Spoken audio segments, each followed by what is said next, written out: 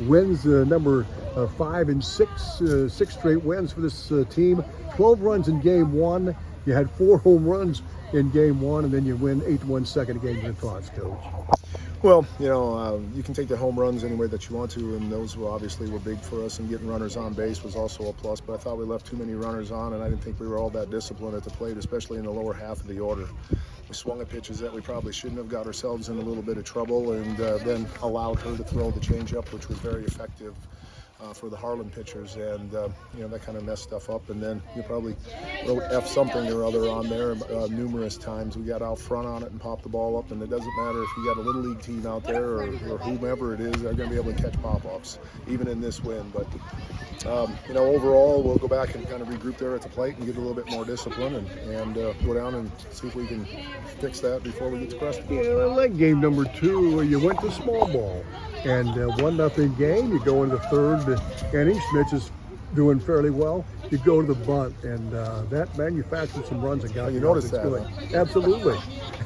We're popping the ball up. I mean, like I said, anybody can catch a pop up. Let's see if they can execute bunt defense. And honestly, we worked really hard on the bunting part of it. In all fairness, we spent the off season a little bit working on bunts. We spend every practice that we're bunting somehow, whether it's in situations or just mechanics and mechanical things. So I really feel that we bunted pretty well all season long. We've executed those very, very well. Even Lila put a bunt down. So yeah. We were guessing now. We know she's got the power, and Roger called it. He thought you were going to put it down, and you did. Roger's got some inside information. Probably. He must have. She begs me to do that all the time, and it was just the situation called for it in that time. She's got the speed.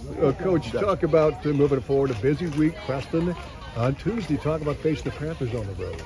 Well, they're going to be tough. I mean, and that's just the way it is. They're ranked in 4A, and Coach Hartman's going to have them ready to go, and they know the ramifications of a game that we're going to when we play each other like that. It's a little different than it was last year, where we go down there with a doubleheader and you're trying to get 2 pitchers and stuff ready. Now we just have to get one, but then they do the same kind of stuff. So we're just going to have to, I would say, be a little bit more disciplined at the plate, make all the plays, because we found that we have an same thing here. You have an error, and it leads to a run. We were over at Missouri Valley, had 5 errors, led to 5 runs. We go to Denison, second game, give up 3 runs on the entire day, but it was 2 errors in that inning. So, we just can't give teams 4 and 5 outs per inning. We have to make sure we make all the plays.